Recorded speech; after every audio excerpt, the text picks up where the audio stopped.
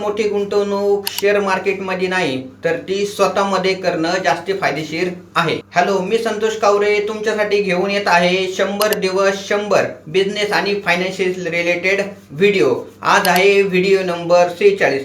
मित्रांनो, अजूनही तुम्ही माझ्या चॅनलला फॉलो नसेल केलं तर आत्ताच फॉलो करा.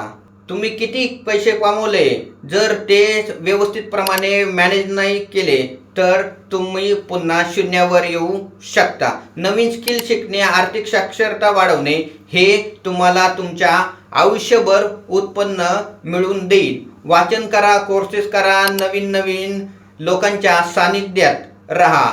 तुम्ही जितकं स्मार्ट व्हाल तितकी तुमची इन्कम जनरेशन कॅपॅसिटी वाढत जाते.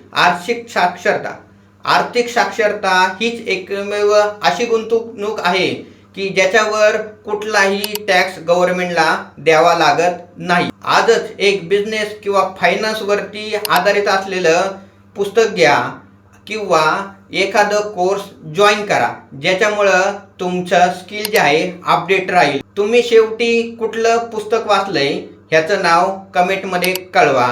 आणि अजूनही चॅनलला फॉलो नसेल केलं फॉलो करा आणि व्हिडिओला लाईक करायला विसरू नका.